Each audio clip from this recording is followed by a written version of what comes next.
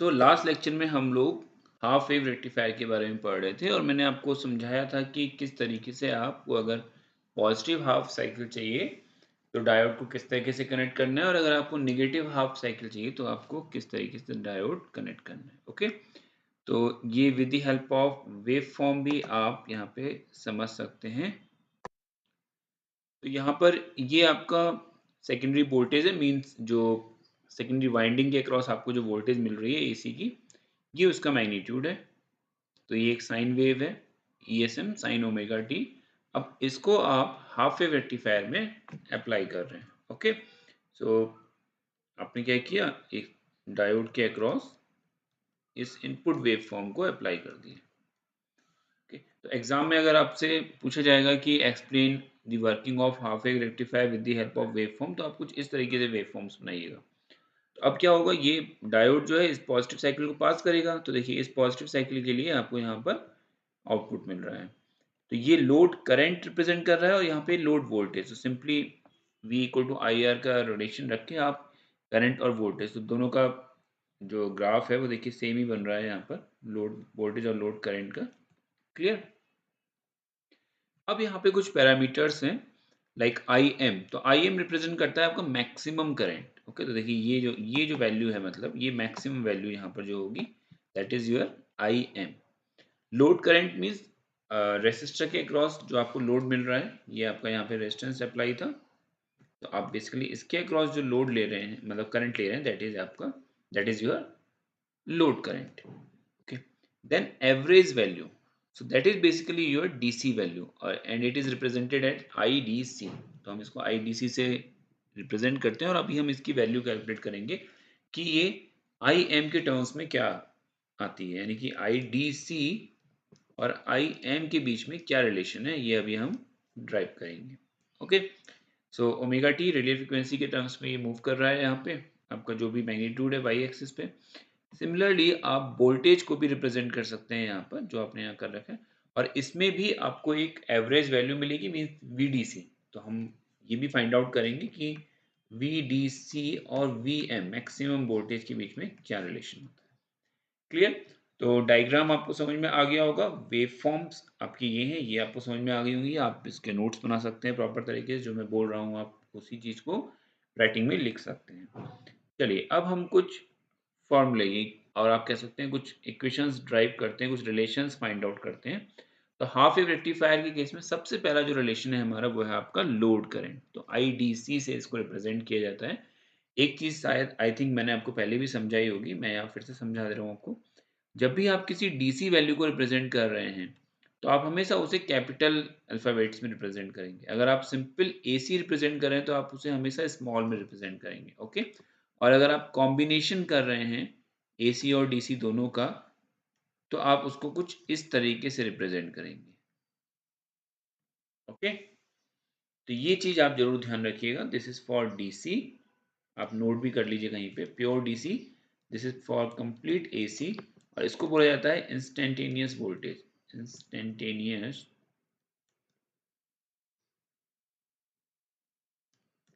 Instantaneous values, जो combination of AC plus DC होती है। ओके, तो अब मुझे लोड करंट निकालना है। लोड करंट कैसे फाइंड आउट किया जाएगा, means average current. Average current का सेंस क्या है कहने का, कि आपकी ये पहली साइकिल मींस 0 टू पाई और पाई टू 2 पाई में जो भी आउटपुट आया उसका आपको एवरेज कर देना है।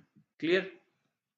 तो देखिए अगर हम हाफ वेव रेक्टिफायर की बात करें, तो हाफ वेव रेक्टिफायर क्या करता है, आपकी पॉजिटिव साइकिल को पास करता है, नेगेटिव साइकिल को ब्लॉक करता है। इट मींस अगर 0 से 2 पाई की बात की जाए तो यहाँ पर तो ये पॉजिटिव आउटपुट दे रहा है, लेकिन यहाँ पर ये 0 आउटपुट देता है। क्लियर। तो ये कैसा सिग्नल है, साइन सिग्नल है। तो जो इनपुट में था वही आपको आउटपुट में मिल गया, पॉजिटिव हाफ के लिए, बट नेगेटिव हाफ के लिए आपको क्या मिला, 0। तो हमने एक इक्वेशन डिफाइन कर दी कि लोड करंट जो IL है आपका, that is IM sine omega T, जहां पर IM साइन ओमेगा टी आपका इनपुट सिग्नल है। So omega T for greater than equal than 0 less than equal than pi, means 0 to pi के बीच में it is equal to IM sine omega T. तो basically ये जो signal है आपका दैट इज IM। तो IM क्या है, मैग्नीट्यूड है, और साइन ओमेगा टी इसकी फ्रीक्वेंट मीन्स आपका जो रिप्रेजेंटेशन है सिग्नल का वो साइन वेव है। And from pi to 2 pi means omega t less than equal to pi and greater than equal to pi, sorry less than equal to 2 pi and greater than equal to pi, value क्या होगी इसकी 0। सो यहाँ पर आई L की value क्या है 0 है। Okay, जहां पर आई एम आपका क्या है peak value of the load current. अब डीसी करंट जब भी आपको फाइंड आउट करना है तो डीसी करंट फाइंड आउट करने के लिए आप क्या करते हैं, हम पूरी साइकिल का एरिया कैलकुलेट करते हैं। मींस पूरी साइकिल क्या है आपकी 0 to 2 pi. Okay, so 0 to 2 pi के बीच में आप क्या करेंगे, पूरा एरिया कैलकुलेट करेंगे और उसके बाद उसको डिवाइड कर देंगे बेस से। तो बेस देखिए यहाँ पे एक्स एक्सिस पे क्या है आपका 2 पाई, ये 0 से 2 पाई। क्लियर, ये 2 पाई रीजन। तो हमने क्या किया, 1/2 पाई से डिवाइड कर दिया और इंटीग्रेट किया 0 से 2 पाई, यानी कि 0 से 2 पाई का पूरा एरिया मुझे कैलकुलेट करना है। तो 0 से 2 पाई मैंने इंटीग्रेट कर दिया इस सिग्नल को, that is I L in respect to with respect to sorry d omega T. तो एक्स एक्सिस में आपका क्या चल रहा है ओमेगा टी। क्लियर। तो डीसी वैल्यू कैसे फाइंड आउट की जाती है, आप पूरी साइकिल का एरिया कैलकुलेट करेंगे और उसको बेस से डिवाइड कर देंगे। तो बेस आपका क्या है 2 पाई है और साइकिल कहां से कहां तक जा रही है 0 से 2 पाई तक, और सिग्नल क्या मूव कर रहा है अंदर आई एल लोड करंट किसके रेस्पेक्ट में डी ओमेगा टी के रेस्पेक्ट में। आई होप इतनी बात समझ में आ गई होगी। बस सिंपली अब आपको क्या करना है, आई एल की वैल्यू रखनी है विद लिमिट्स। तो देखिए that equal to 1/2 pi 0 to 2 pi, I L की वैल्यू कितनी है I M sine omega T D omega t. Clear. अब मैं इस सिग्नल को थोड़ा सा ब्रेक करूंगा। क्यों ब्रेक करूंगा, क्योंकि मुझे मालूम है कि ये सिग्नल मेरा 0 टू पाई तो आई एम साइन ओमेगा टी है, लेकिन पाई से 2 पाई के बीच में क्या है 0 है। ओके, तो यहाँ पे आपने लिखा I D C equal to 1/2 pi. Clear. 0 to 2 pi के लिए क्या है आपका signal I M sine omega T D omega t, plus pi से 2 पाई के लिए क्या है आपका 0। क्लियर। सो अब क्या है ये 0 हो गया खत्म। यहाँ पे आपने क्या किया, आई एम कॉन्स्टेंट है, आई एम को बाहर ले लिया, सो आई एम अपॉन 2 पाई, और इसको आपने साइन ओमेगा टी को ओमेगा टी के रेस्पेक्ट में इंटीग्रेट कर दिया। तो साइन ओमेगा टी का इंटीग्रेशन क्या होता है माइनस कॉस ओमेगा टी, और लिमिट क्या लगाई 0 से पाई।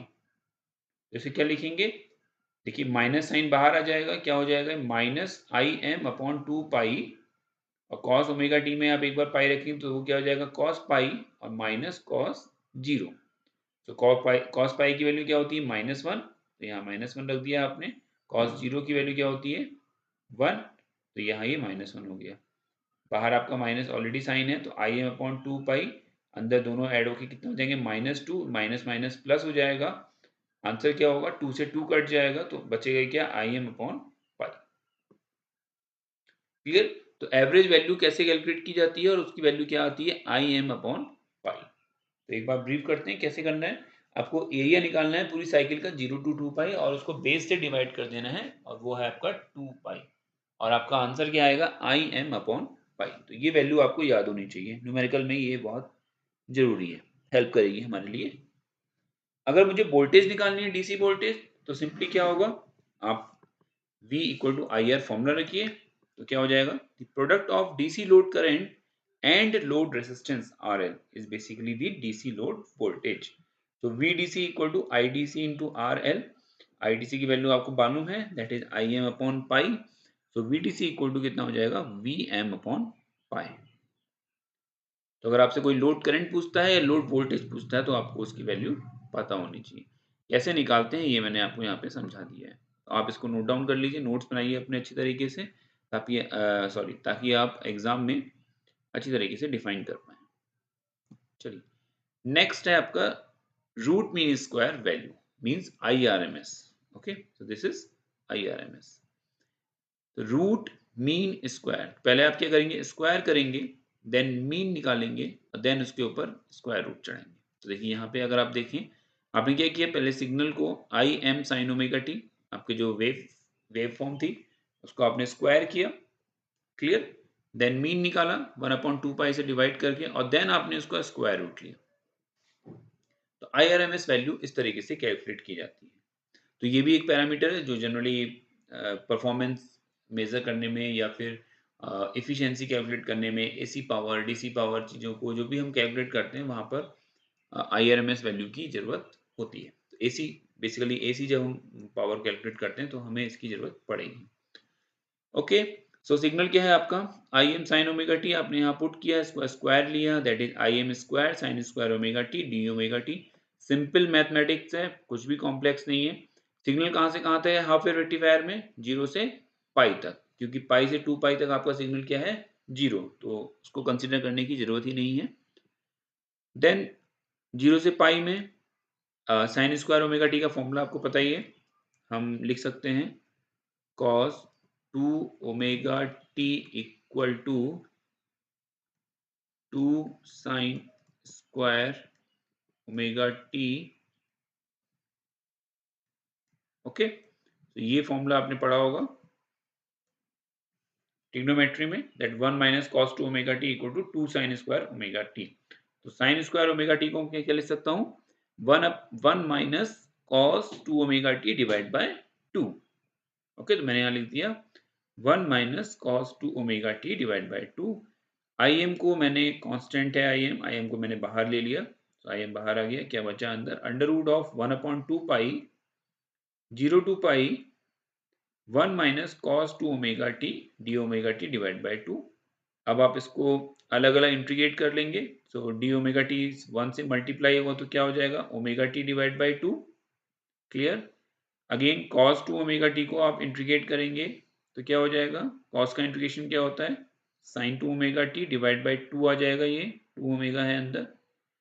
सिंपल मैथ्स है, थोड़ा सा रिवाइज कर लीजिएगा अगर आपकी ट्रिग्नोमेट्री में कुछ इश्यूज हैं तो। ओके, तो डिवाइड बाय 2 आ गया, देन आप क्या करेंगे? लिमिट अप्लाई कर देंगे from 0 to pi. Okay, so omega T divide by 2 यहाँ आ गया, minus sine 2 omega T divide by 4, तो ये 2 भी है यहाँ, 2 ध्यान रखिएगा, तो 2 ओमेगा का इंटीग्रेशन 2 ओमेगा टी का जब आप सॉल्व करते हैं आप लिखते हैं ना cos 2 थीटा डिवाइड बाई 2, तो इसका वो नीचे आ जाता है डिनोमिनेटर में, तो that's why it is 4 into 1/2 पाई। अब आप 0 टू पाई लिमिट रख दीजिए, और जब आप इसको सॉल्व करेंगे तो देखिए यहाँ पे साइन की लिमिट्स क्या होंगी? ओमेगा टी अगर आप पाई रखेंगे तो साइन 2 पाई, और साइन 2 पाई कितना होता है? 0। एक बार आप अगर 0 रखेंगे तो कितना हो जाएगा? साइन 0, तो साइन 0 कितना होता है? 0। तो ये वाला जो टर्म है ये आपको कुछ नहीं देगा, जब आप इसकी लिमिट्स रखेंगे 0 ही देगा। तो सिंपल आपको लिमिट कहाँ रखनी है? ओमेगा टी में। ओके, तो ओमेगा टी में एक बार आपने क्या रखा? पाई बाई 2, दूसरी बार 0, तो आंसर क्या मिला आपको? Pi by 2। तो ये सॉल्व करके, ये पूरा सॉल्व करके क्या मिल रहा है आपको? Simple pi by 2। इनटू में क्या है? 1/2 पाई, तो पाई से पाई कैंसिल हो गया, कितना बचा? 1/4। और जब अंडर रूट फिनिश किया इसका तो क्या बचा? आई M upon 2। Okay, so root mean square value in the case of half wave rectifier it is equal to Im upon 2। तो ये भी आपको याद होना चाहिए। ड्राइव कैसे करना है ये मैंने आपको समझा दिया। सबसे पहले आप सिग्नल को स्क्वायर करेंगे, उसका मीन लेंगे, एंड देन उसमें स्क्वायर रूट अप्लाई करेंगे, फिर सिंपल सॉल्व करना है और आपका आंसर आ जाएगा आई एम अपॉन 2। चलिए अब कैलकुलेट करते हैं DC power and AC power. तो जैसे मैंने आपको बताया कि एसी पावर कैलकुलेट करने के लिए हमें आरएमएस वैल्यू चाहिए होती है, और डीसी पावर कैलकुलेट करने के लिए हमें एवरेज वैल्यूज चाहिए होती है। ओके, तो अगर हम डीसी पावर की बात करें तो power is basically the product of current end voltage, तो वीडीसी इंटू आईडीसी। वीडीसी को हम क्या ले सकते हैं? ID into RL. ओके, तो यहाँ पे क्या हो जाएगा? आईडीसी स्क्वायर इंटू आरएल, और आईडीसी को हम लिख सकते हैं वीडीसी डिवाइड बाई आरएल, तो वो क्या हो जाएगा? VDC square divide by RL. Okay, so ये आपका लोड रेसिस्टेंस है, sorry, so VDC square divide by RL. Clear? Now अब सिंपल आईडीसी की वैल्यू आप यहाँ पुट कर दीजिए in terms of I M, और आपको पता है वो क्या होता है? I M upon pi. तो आपने आई एम अपॉन पाई यहाँ पे पुट किया, तो it is equal to I M square into R L divide by pi square. और अगर आप वीडीसी के टर्म्स में बात करेंगे तो VDC is equal to V M upon pi, आप रख देंगे तो V M square divide by pi square into R L, तो ये हो जाएगा आपका V M square divide by pi square R L. Clear, simple है। आपने आईडीसी कैलकुलेट कर लिया, उसको जस्ट आपको पुट करना है यहाँ पे। चलिए एसी पावर देखते हैं कैसे कैलकुलेट किया जाता है। AC power is basically the product of VRMS and IRMS. तो रूट मीन स्क्वायर वैल्यूज को कंसीडर किया जाता है। जनरली जितनी भी एसी वैल्यूज होती हैं वो हमें रूट मीन स्क्वायर वैल्यूज देती हैं। ओके, सो आईआरएमएस को अगर हम आईएम के टर्म्स में डिफाइन करेंगे for half wave rectifier, so it is IM by 2। तो यहाँ पुट कर दीजिए वैल्यू को, सिंपल आईएम बाई 2 का स्क्वायर इंटू आर एल। तो ये कितना हो जाएगा, IM square R L divide by 4। Clear, तो एसी पावर कितनी आई, IM square divide by 4 into R L, और डीसी पावर आई आपकी V M square divide by pi square R L. चलिए, तो ये भी आपको वैल्यूज याद होनी चाहिए। क्यों, क्योंकि ये नेक्स्ट अभी आपको यूज करनी है टू कैलकुलेट रेक्टिफायर एफिशिएंसी। तो देखिए एफिशिएंसी क्या होता है कि आपको अपने आउटपुट पे क्या अचीव किया और इनपुट पे क्या अप्लाई किया था। ओके, तो efficiency is basically the ratio of output DC power to input DC power। अब आप रेक्टिफायर के केस में क्या कर रहे हैं, इनपुट पे एसी दे रहे हैं और आउटपुट पे डीसी मिल रहा है आपको। तो डेफिनेटली डीसी पावर जो आउटपुट पे मिल रही है डिवाइड बाय इनपुट पे जो आपकी एसी पावर है। Clear, so it is the ratio of DC output power to AC input power. तो पीडीसी की वैल्यू अभी हमने कैलकुलेट करी है। तो पीडीसी इक्वल टू आपको क्या होता है, V M square divide by pi square into R L. और अगर आप करंट के टर्म्स में इसको रखेंगे तो ये कितना हो जाएगा, आई M square into R L divide by pi square. ये आपने यहाँ लिख दिया, आई M square divide by pi square into R L. And अगर एसी पावर की बात करें तो ये किसके बराबर है, ये है आपका आई M square R L divide by 4। तो आपने आई M square divide by 4 into R L को यहाँ रख दिया। जब आप इसे सॉल्व करोगे तो आपको क्या मिलेगा, 4 अपॉन पाई स्क्वायर, और ये किसके इक्वल होता है, 0.46। ओके, तो ये थ्योरेटिकली हम सॉल्व कर रहे हैं। अच्छा, इसमें एक चीज और ध्यान रखिए आप, अभी हम आगे न्यूमेरिकल करेंगे। बेसिकली है क्या कि अगर आप हाफ वेव रेक्टिफायर का सर्किट देखेंगे तो आपको यहाँ पे ये ट्रांसफार्मर दिख रहा है, यहाँ ये डायोड दिख रहा है, और यहाँ पे एक लोड रेजिस्टेंस दिख रहा है। क्लियर, तो सोर्स का रेजिस्टेंस मीन्स जो भी आपने ट्रांसफार्मर लगा रखा है, यहाँ से जो भी आप एसी सप्लाई दे रहे हो उसका डेफिनेटली अपना कुछ स्मॉल रेजिस्टेंस होगा। इस डायोड का अपना कुछ रेजिस्टेंस होगा आर एफ, और लोड का रेजिस्टेंस तो है। ओके, तो यहाँ पर हम जो भी ये एनालिसिस कर रहे हैं या ड्राइव कर रहे हैं जो एक्सप्रेशन, वहां पर हम ये कंसीडर कर रहे हैं कि हमारा जो आर एफ और आर सोर्स है, इनकी वैल्यू आर एल के टर्म्स में बहुत ही कम है। ओके, अदरवाइज ये एक सीरीज में कनेक्टेड है। तो अब सीरीज में आपने 3 रेजिस्टेंस अप्लाई कर रखे हैं, एक की वैल्यू सपोज 10 के है और दूसरी की वैल्यू 10 ओम और 10 ओम है। तो डेफिनेटली 10 के बहुत ज़्यादा है तो ये कुछ ज़्यादा इफेक्ट डालेगा नहीं, बट प्रैक्टिकली और जब ये आप न्यूमेरिकल सॉल्व करेंगे तो वहाँ पर आप इन वैल्यूज़ को कंसिडर करेंगे। बट यहाँ पर डेरिवेशन में ड्राइव करने के लिए और आप कह सकते हैं कि सिंप्लीफाई एक्सप्रेशंस बनाने के लिए यहाँ पर उन दोनों रेजिस्टेंस को कंसीडर नहीं किया गया है। Okay, so theoretical efficiency of half wave rectifier is 40.6%। तो 40% के आसपास एफिशिएंसी आपको with the help of half wave rectifier मिलती है, जो कि बहुत ही बेकार है, मतलब बहुत ही पुअर है आप कह सकते हैं। अब 40% इफिशिएंसी का मतलब क्या है कि आपका 40% ही आउटपुट पे आ रहा है, 60% जो है मतलब डीसी पावर आपको मिल रही है, 60% जो है वो आपके रिपल्स हैं। Okay, so the approx 60% power is present in terms of ripples in the output। Clear, तो अगर आपको इफिशियंसी ज्यादा चाहिए तो आपके रिपल्स जो है वो कम से कम होने चाहिए। मींस कहने का मतलब ये है कि आपको जो आउटपुट मिल रहे थे हाफ वेव रेक्टिफायर के थ्रू, इनमें रिपल्स बहुत ज्यादा हैं जिसकी वजह से आपको प्योर डीसी नहीं मिल रहा है। और रिपल्स होते क्या हैं बेसिकली, अभी हम नेक्स्ट पढ़ेंगे रिपल फैक्टर, कि डीसी में एसी का कितना कंपोनेंट है। ओके, तो इसी वजह से आपकी जो हाफ वेव रेक्टिफायर की एफिशिएंसी है ये 40% के आसपास है। चलिए, तो नेक्स्ट टॉपिक है आपका रिपल। तो अभी तक हमने क्या क्या पढ़ा? अभी तक हमने एवरेज करंट फाइंड आउट किया, दैट इज आईडीसी। हमने VDC average voltage find out किया, जिसको हम डीसी वोल्टेज भी बोलते हैं। हमने आईआरएमएस कैलकुलेट किया, root mean square value of current. Then हमने root mean square value of voltage भी हम फाइंड आउट कर सकते हैं इसी तरीके से। देन हमने डीसी पावर कैलकुलेट करी, हमने एसी पावर कैलकुलेट करी, और हमने इफिशियंसी निकाली फॉर हाफ वेव रेक्टिफायर, जो कि आपकी आती है 0.406। तो जनरली एमसीक्यू में क्वेश्चन आ जाते हैं या 1 मार्क्स में कॉम्पिटिटिव एग्जाम में क्वेश्चन पूछा जाता है कि हाफ वेव रेक्टिफायर की इफिशियंसी कितनी होती है, तो आपको याद होना चाहिए। या वाइवा में आपसे पूछा जा सकता है कि हाफ वेव रेक्टिफायर की इफिशियंसी कितनी होती है। चलिए, नेक्स्ट है आपका रिपल फैक्टर। तो ripple factor is basically it is the fluctuating AC component present in the rectified DC output. जैसे मैंने आपको भी पहले बताया कि जो भी आप आउटपुट मिल रहा है, आपको रेक्टिफाइड आउटपुट मिल रहा है, उसमें एसी का कितना कंपोनेंट है। तो हाफ वेव रेक्टिफायर में वो कंपोनेंट बहुत ज्यादा होता है।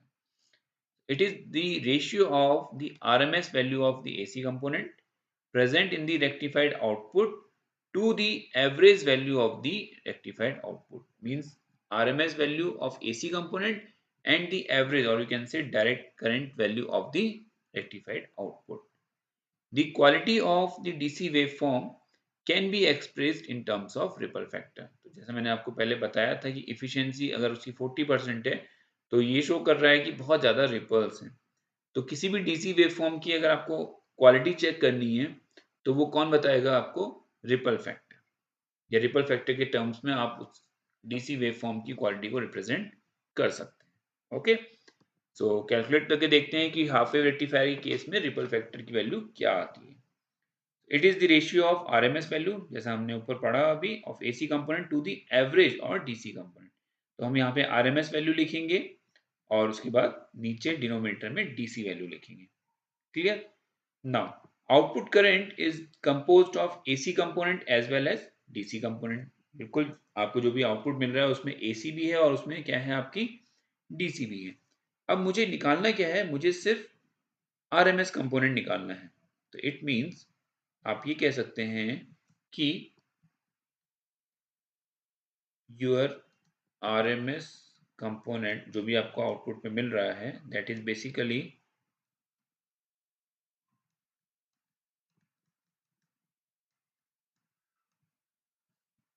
क्लियर। अब आपको इसमें से सिर्फ क्या निकालना है? अपना एसी कंपोनेंट फाइंड आउट करना है। तो वो क्या होगा आपका? I R M S minus I D C. Clear?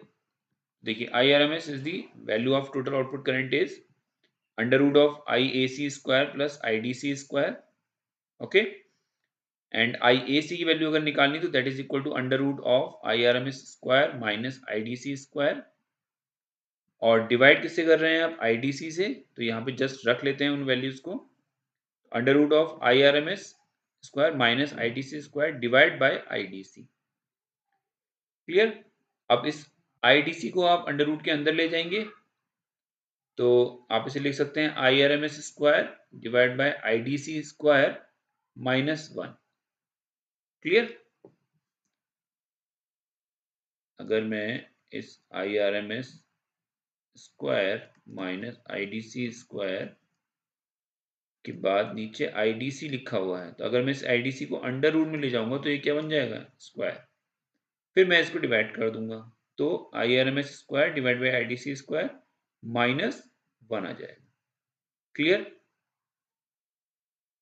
I R M S की वैल्यू क्या होती है? I M divide by 2 for half wave rectifier. I D C की वैल्यू क्या होती है? I M upon pi for half wave rectifier. बस अब आप इसे कैलकुलेट कर सकते हैं। आई एम स्क्वायर कैंसिल हो जाएगा, पाई ऊपर पहुंच जाएगा स्क्वायर की फॉर्म में, और ये हो जाएगा 4। तो ये हो जाएगा pi square divide bye 4, simple mathematics, -1। Pi square by 4 को सॉल्व करिएगा कैलकुलेटर से, -1 करिएगा, आंसर आएगा 1.46 अंडर रूट में। और जब आप इसको अंडर रूट ऑफ 1.46 सॉल्व करेंगे तो आंसर मिल जाएगा 1.211। Okay, so this is the RMS value of, sorry, ripple factor value of half wave rectifier. तो आपको रिपल फैक्टर कैलकुलेट करने में ये ध्यान रखना है कि आपको जो आउटपुट पे वैल्यू मिल रही है उसमें दोनों कंपोनेंट है, एसी कंपोनेंट भी है और डीसी कंपोनेंट भी। और रिपल फैक्टर कहता है कि AC component divide by DC component, तो RMS value of AC component. तो सिंपल अगर एसी कंपोनेंट की आरएमएस वैल्यू मुझे निकालनी है तो उसके लिए मुझे क्या करना पड़ेगा, टोटल करंट जो आरएमएस करंट मुझे मिल रही है बाहर उसमें से डीसी वैल्यू को माइनस करना पड़ेगा। ओके, तो वही मैंने यहाँ पे सॉल्व किया है इसको, जो मैंने आपको समझाया। ये चीज आपको याद रखनी पड़ेगी, थोड़ा प्रैक्टिस करिएगा, एक आध बार को सॉल्व करिएगा, कॉपी में लिखेंगे तो आपको याद हो जाएगा। सो आई होप इतने पॉइंट्स आपको समझ में आ गए होंगे। क्लियर। नेक्स्ट टॉपिक है पीक इनवर्स वोल्टेज। तो पीक इनवर्स वोल्टेज क्या होता है, जिस नाम से आपको समझ में आ रहा है पीक इनवर्स, जब आप डायोड को रिवर्स बायस मतलब कि रिवर्स में रहता है, वो रिवर्स डायरेक्शन में रहता है, तब उस डायोड के अक्रॉस कितनी वोल्टेज आ रही है।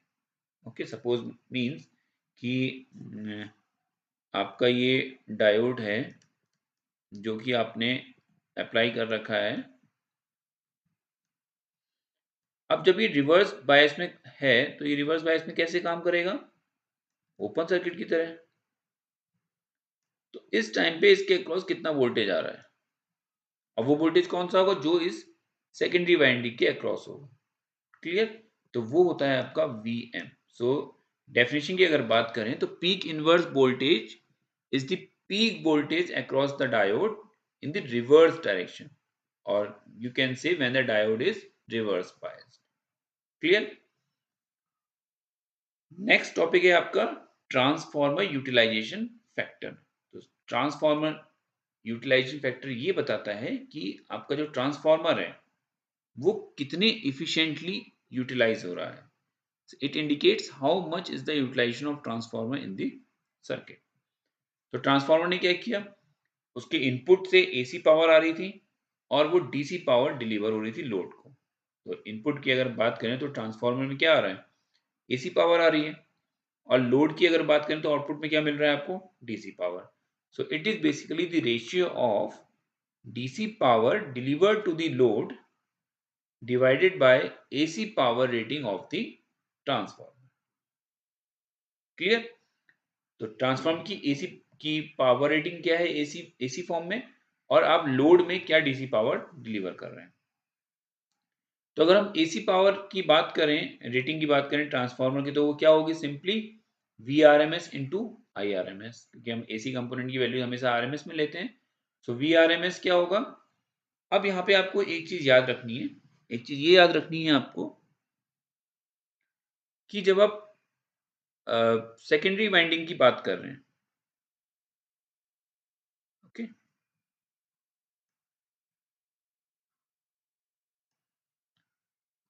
तो